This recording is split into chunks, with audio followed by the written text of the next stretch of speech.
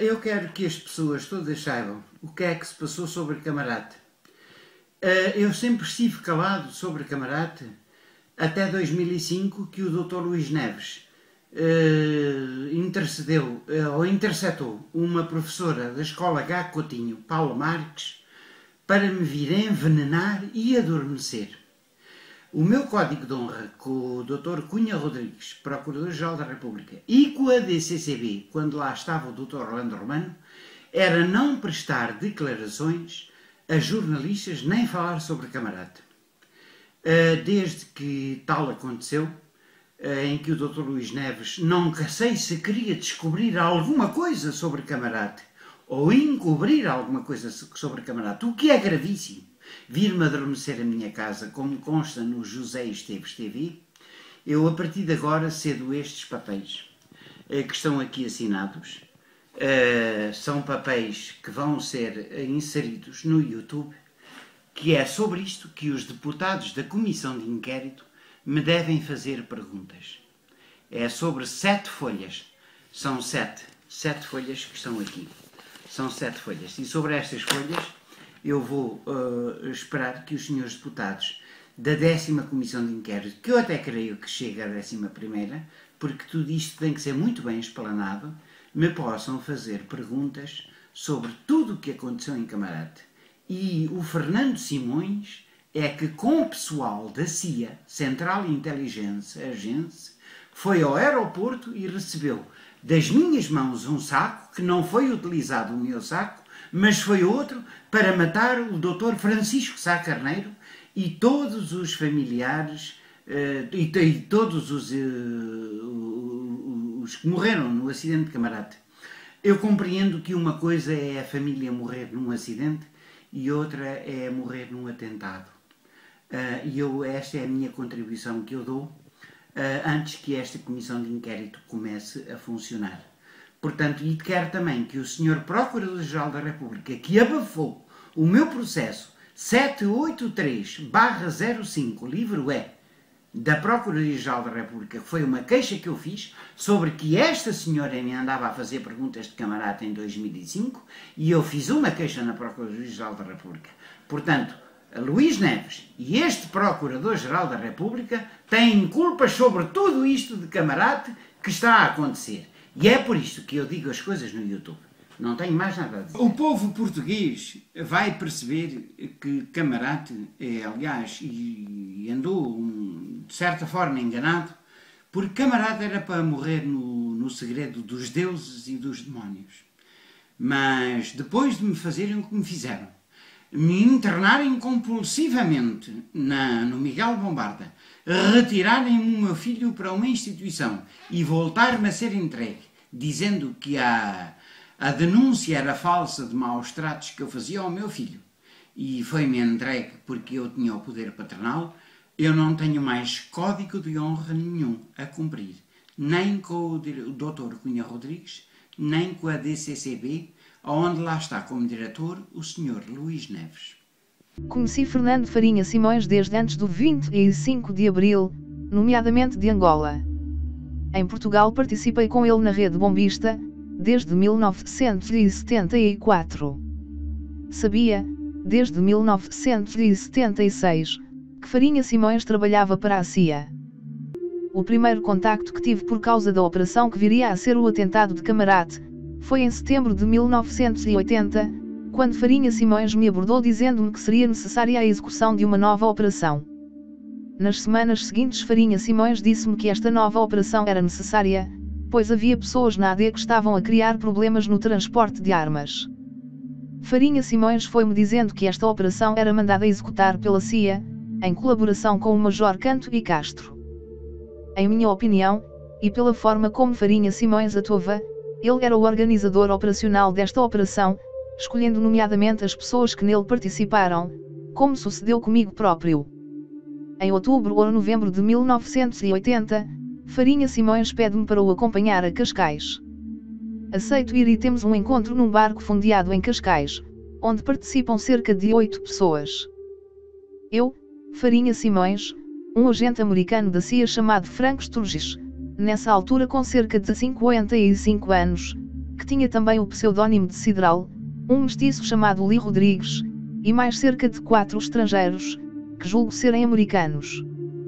Este agente da CIA, Frank Sturgis, diz-me que a operação é necessária e paga-me $200.000 pelo fabrico da bomba e pela minha participação na operação.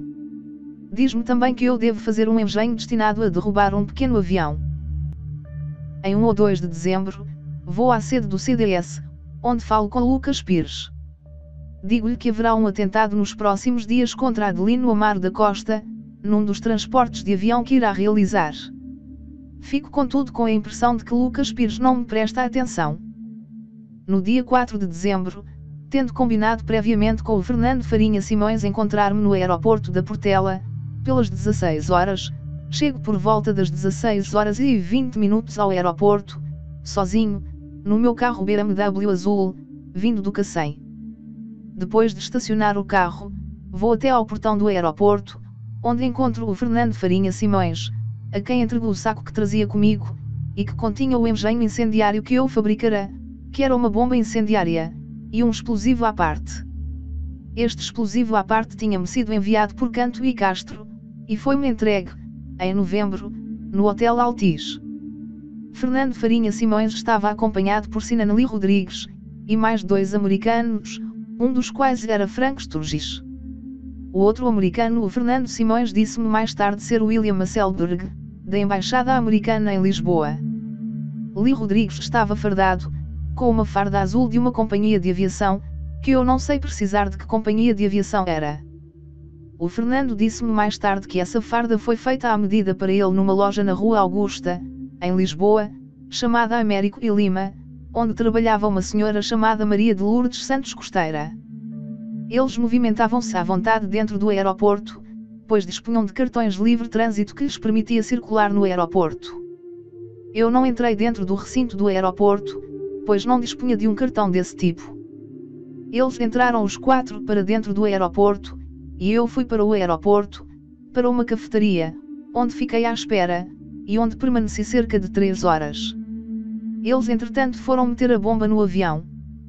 Tendo então combinado encontrar-me mais tarde com o Fernando Farinha Simões, fui ter com ele cerca das 19h45, com o meu carro, à parte final da pista, do lado exterior, junto à estrada militar, abaixo dos portões da saída de emergência. Esta estrada militar é agora conhecida por Rua Proscobar.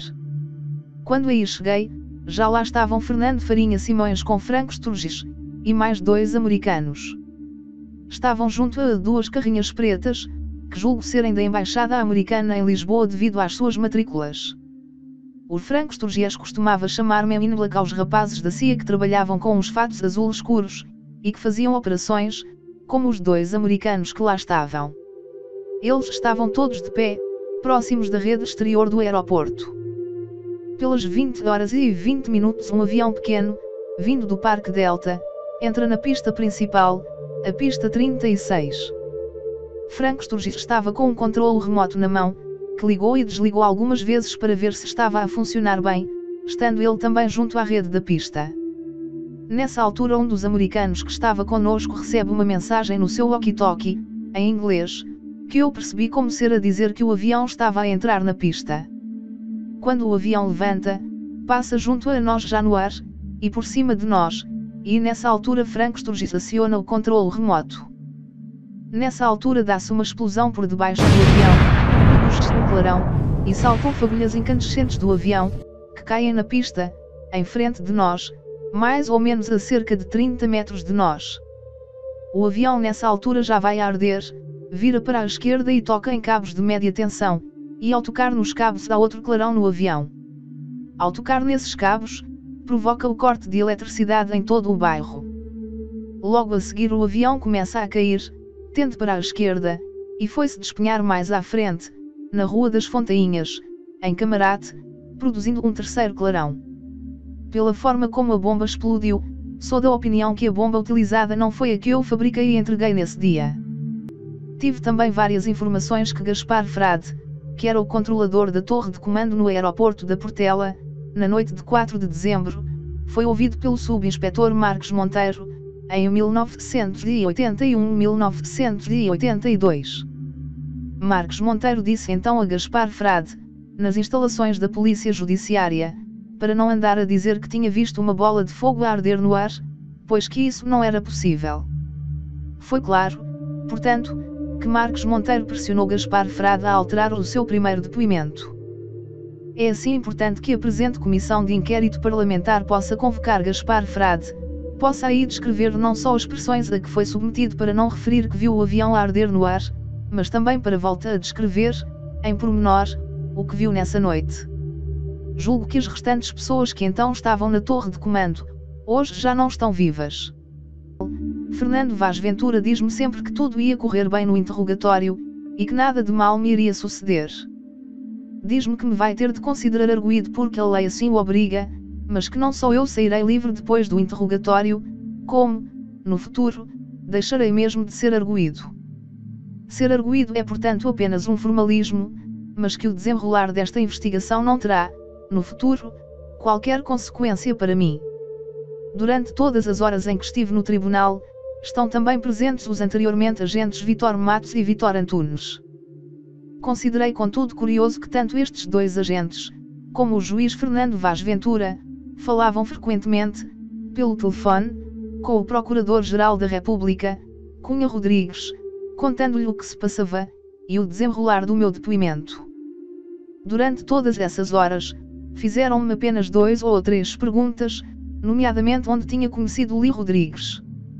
O tempo em que estive no tribunal foi essencialmente utilizado pelo juiz Fernando Vaz Ventura para ditar o meu depoimento para um agente, que o ia escrevendo à máquina, enquanto eu assistia calado. Não tive, portanto, praticamente nenhuma intervenção no meu depoimento. No final pediram-me para eu o assinar, o que eu fiz. Garantiram-me, contudo, que embora eu passasse a ser considerado arguido no caso Camarate, nada me iria acontecer, e que portanto eu podia estar sossegado. O juiz Vaz Ventura sorria sempre para mim, perguntando-me frequentemente se precisava de alguma coisa. Lembro-me que lhe pedi um copo de água, e que eles me trouxeram logo uma garrafa inteira. Fizeram assim questão de me transmitir a ideia de que nada me sucederia, e que toda aquela audição visava apenas cumprir um formalismo jurídico. Desta forma fiquei tranquilo, e devo dizer que embora não me tenham lido o meu suposto depoimento, também não pedi para o ler antes de o assinar. Sei apenas que neste depoimento se referiu que Camarate tinha sido um acidente aéreo, e não um atentado. Efetivamente nada mais me sucedeu até hoje, do ponto de vista judicial. Fernando Vaz Ventura aconselhou-me ainda a não falar para a comunicação social, pois não interessava que se falasse do caso Camarate, e que sempre que necessário, que eu dissesse que estava inocente. Algum tempo depois de ter prestado este depoimento, e de ter sido portanto considerado arguido, o subinspetor Marques Monteiro telefonou-me, pedindo para eu me dirigir ao edifício da Polícia Judiciária, na Av. José Malhoa, em Lisboa. Na reunião que teve então comigo, estiveram também presentes os referidos agentes Vítor Matos e Vítor Antunes. Referiu-me então Marques Monteiro que eu tinha deixado de ser arguido, e que apenas Li Rodrigues mantém o estatuto de arguido. Entregam-me também uns documentos relacionados com o meu processo de Camarate. Marques Monteiro diz-me que o caso de Camarate não vai dar nada, e que o que os deputados das comissões de inquérito andavam a dizer sobre Camarate não interessava nada. Disse-me, pelo menos 3 vezes, para eu dizer sempre à comunicação social, e à própria comissão de inquérito parlamentar, de que o avião que caiu em Camarate estava podre. Disse-me inclusivamente para eu deixar os deputados andarem entretidos com a análise e explicação da bomba, porque enquanto isso acontecesse não sobrava nada para mim. Fez contudo questão em me dizer para estar calado, e não contrariar nunca a posição da PJ de que Camarate tinha sido um acidente. Neste sentido fez-me mesmo uma ameaça, dizendo-me concretamente que vê lá o que vais fazer porque se fores contar o que sabes sobre Camarate à comissão de inquérito e aos deputados, dizendo que Camarate não foi um acidente, nós montamos-te uma ratoeira e metemos-te na prisão por largos anos. Posso dizer que fiquei intimidado com esta ameaça.